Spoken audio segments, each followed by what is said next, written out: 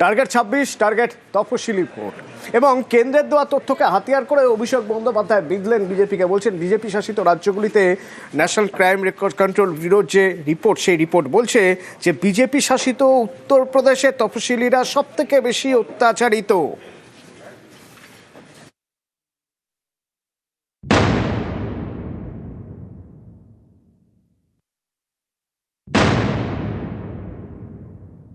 National crime record bureau তপশিলি জাতির মানুষের বিরুদ্ধে একাধিক অপরাধ, নির্যাতন বা আক্রমণাত্মক ঘটনার ক্ষেত্রে 1 নম্বর স্থানে রয়েছে যে রাজ্য বা প্রদেশ, তার নাম উত্তরপ্রদেশ।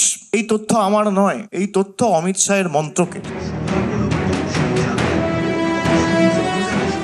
ভোটের বাংলা সরগরম, তৃণমূলের নজরে রাজ্যের এসসি এসটি ভোট। রাজ্যের এসসিদের জন্য সংরক্ষিত আসন 68টি, এসটিদের জন্য 16টি, অর্থাৎ মোট 84টি আসন এসসি এসটিদের জন্য সংরক্ষিত। 2021-এ এই 84টি আসনের মধ্যে বিজেপি পায় 39টি, তৃণমূল 45টি। 24-এ বিজেপির আসন সংখ্যা কমে হয় 36টি, তৃণমূলের বেড়ে হয় 48টি। অর্থাৎ এ রাজ্যে এসসি এসটি সংরক্ষিত আসনগুলিতে বিজেপির থেকে এগিয়ে তৃণমূল। তবে ব্যবধানটা বেশি নয়। এবার তৃণমূলের টার্গেট এই ব্যবধানকেই আরো বাড়ানো। তাই অভিষেক দিন বোঝানোর চেষ্টা করলেন বিজেপি মানেই এসসি এসটিদের জন্য বিপদ। এর জন্য তিনি অস্ত্র করলেন কেন্দ্রের ন্যাশনাল ক্রাইম রেকর্ড ব্যুরোর তথ্য। তপশিলি জাতির মানুষের বিরুদ্ধে একাধিক অপরাধ, নির্যাতন বা আক্রমণাত্মক ঘটনার ক্ষেত্রে 1 নম্বর স্থানে রয়েছে যে রাজ্য বা প্রদেশ, তার নাম উত্তরপ্রদেশ। 2 নম্বর স্থানে রয়েছে রাজস্থান, 3 নম্বর স্থানে রয়েছে মধ্যপ্রদেশ। জনজাতি মূলবাসীদের ক্ষেত্রে আপনাদের উদাহরণ দিই, এই তথ্য আমার নয়, এই তথ্য অমিত শাহের মন্ত্রকের। 1 নম্বর স্থানে রয়েছে মণিপুর, 2 নম্বর স্থানে রয়েছেন মধ্যপ্রদেশ, 3 নম্বর স্থানে রয়েছে রাজস্থান। দলিত, আদিবাসী, জনজাতি, মূলবাসী, তপশিলীদের উপর দিনের পর দিন অত্যাচার করে, নির্যাতন করে, আক্রমণ করে। তারা আর যাই হোক সমাজের বন্ধু হতে পারে না। যার নেতৃত্বে হচ্ছে সেই কেন্দ্র সরকারের স্বরাষ্ট্রমন্ত্রী বলছেন আম্বেদকরের নাম জপ করা এখন ফ্যাশন হয়ে গেছে। প্রায় 84টি বিধানসভা এমন রয়েছে যেগুলো এসসি এসটি সংরক্ষিত। এই 84টি বিধানসভার দায় দায়িত্ব আপনাদের কাঁধে তুলে নিতে হবে যে এখানে একটা গ্রাম, একটা অঞ্চল, একটা বুথে যদি কেউ বিজেপির পক্ষে ভোট দেয় তাকে গিয়ে বোঝাতে হবে যে বিজেপিকে ভোট দেওয়া আর খাল কেটে কুমির আনা এক।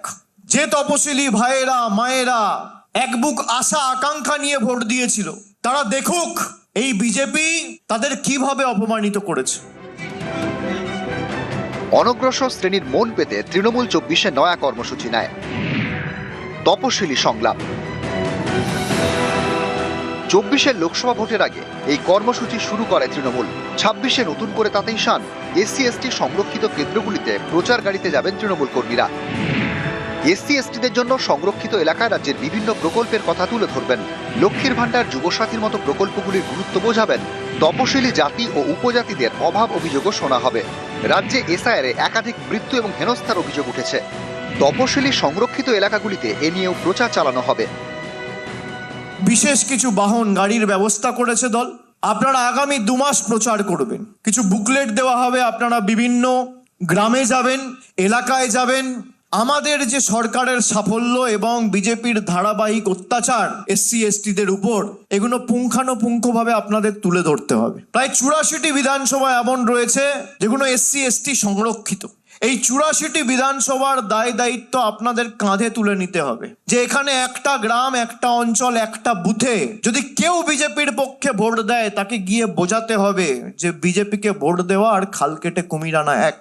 যে তপশিলি ভাইয়েরা, মায়েরা এক বুক আশা আকাঙ্ক্ষা নিয়ে ভোট দিয়েছিল, তারা দেখুক এই বিজেপি তাদের কিভাবে অপমানিত করেছে। নিউজ 18 বাংলা।